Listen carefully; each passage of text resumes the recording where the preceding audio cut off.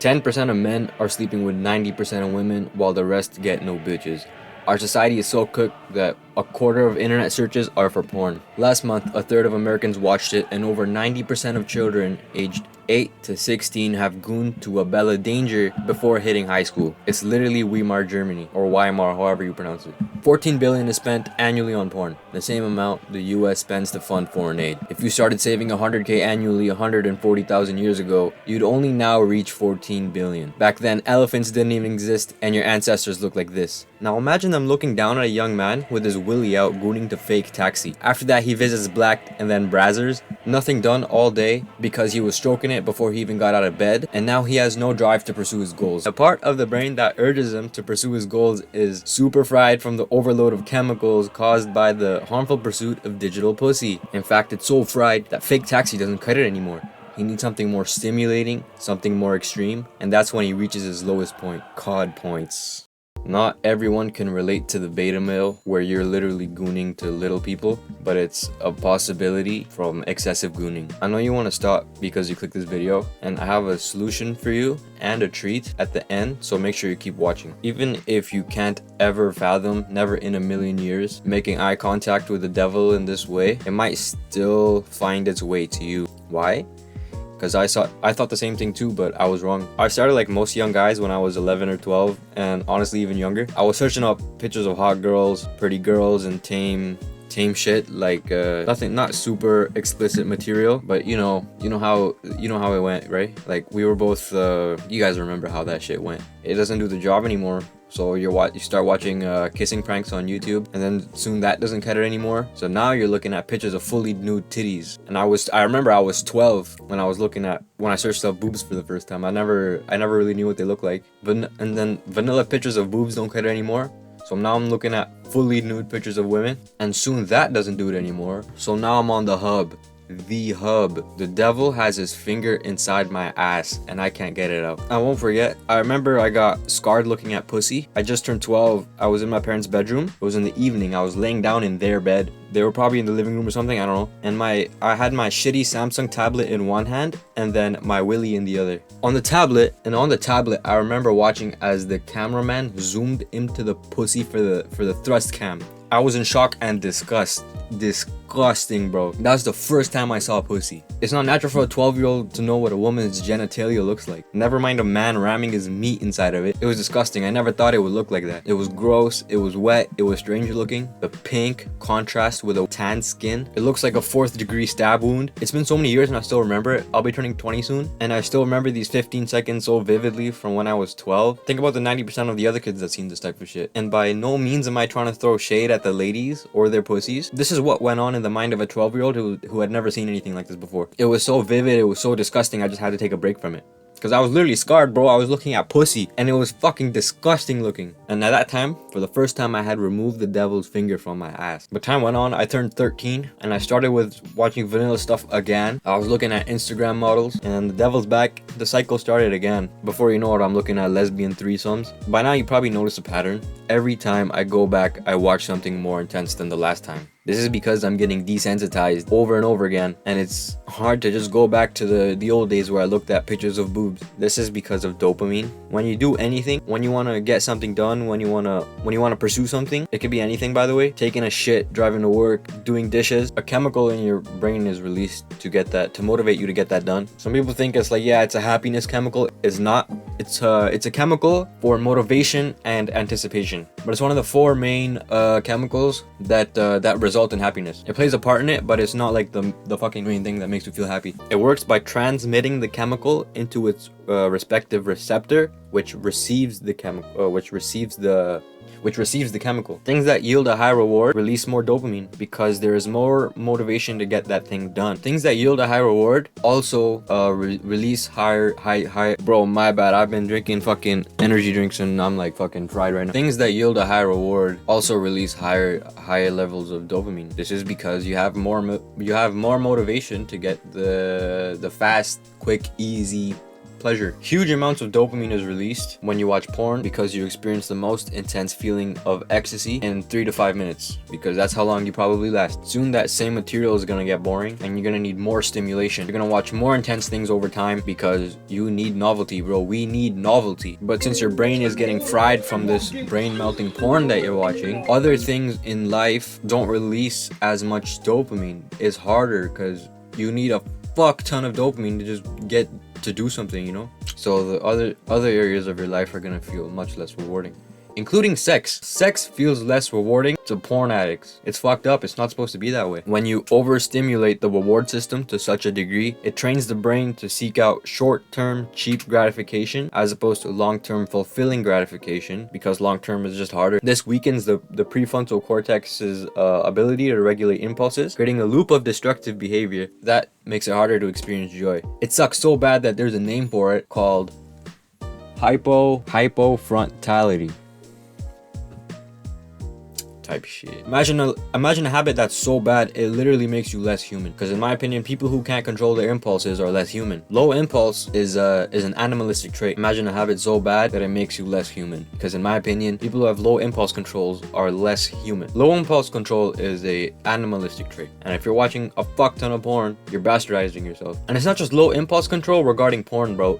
And by that I mean it's not gonna make it so that you're more inclined to watch porn and it's harder to resist it.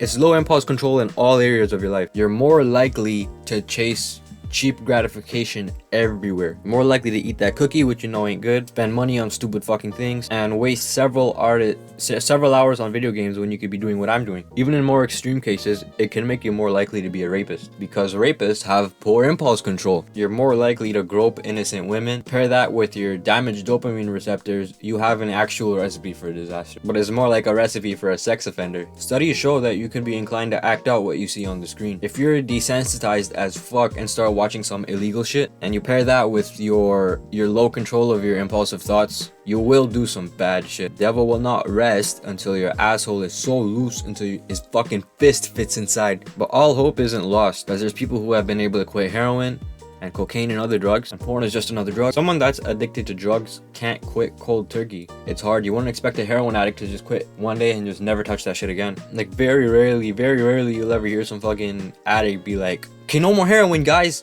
I'm gonna put down the needle and pick up some bitches. It's unrealistic. If you've already tried to quit, you know how hard it is, but I have some solutions for you. So what you need to do is you need to get to the bottom of why you jerk off in the first place. And it's a lot deeper than it's just feeling good. There are a lot of underlying reasons as to why you touch yourself and you can't stop. Because if it's an addiction, if it's maladaptive, there's a deeper reason as to why you keep jerking it, and it's not just it feels good. So we're gonna figure out why you do this. All right, go to the dollar store, buy a notebook and some pens. I prefer blue ink, but it doesn't matter. If you have a pencil, it's fine. When you're feeling horny, it might not always be horniness. You probably assume that you're a high testosterone sigma male, and that's why you have the sudden urge to touch yourself. But that's not the case. The sigma males don't touch themselves, they touch women. Yo, your horniness in that moment might be a consequence of a lack of something in your life. Let me say that one more time. Your horniness in that moment might be a consequence of a lack of something in your life. You might have such bad mental health that porn is a way to cope with your daily life. The same way your goth girlfriend's dad copes with his shitty life with alcohol. How do you know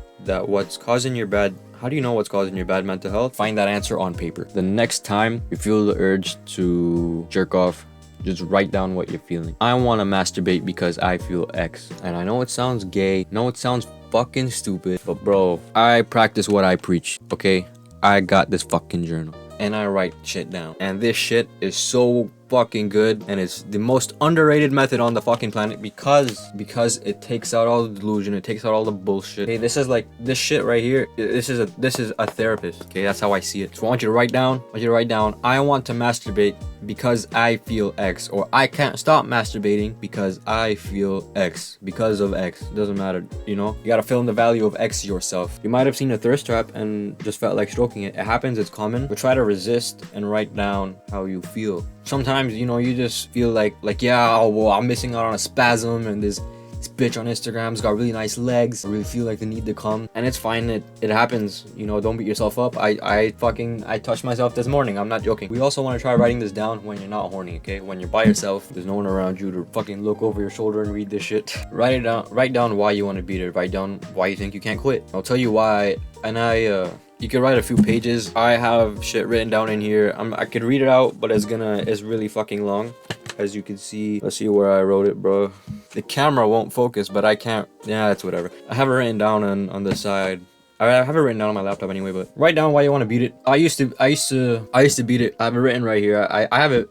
I used to beat it because I was waking up for college. I was doing a course that wouldn't get me anywhere in life. I was working a job that I hated. It was a fast food job. It was like a part-time job, you know, one of those jobs that you work when you're studying to like pay your semester fees and groceries or whatever. My life was miserable back then. I had no order. I'd wake up, I'd go to college. They teach you about gender studies and the differences between classicism and romanticism. I was in a fucking cinema course, by the way, and they're teaching me about this dumb shit. Absolutely pointless. I'd go straight home because I hated everyone, because most of them were brain dead. I couldn't relate to them. At home, I'd have a stack of assignments to finish. I had no motivation of doing because I hated the program I was taking. I was working with a guy at a fast food place who had a bachelor's in tech. It was, I don't know, it was like computer science or cybersecurity or some shit like that. Bachelor's, I don't even know what that is. I think it comes after master's. To be honest, I don't fucking know this shit. I don't know this education shit. I don't really value having an education that much. I value being educated. I don't value having an education, at least not a university one, because they're overrated as fuck nowadays, in my opinion. Might be different for you, but the way I see it, I don't fucking need this shit. He was working beside me because he couldn't get a job, and he had a bachelor's, and we were both working part-time at this shithole together. It was a fast food place. Where the fuck would I take my cinema and communications degree? I'd procrastinate the fuck out of those lame ass assignments. I'll link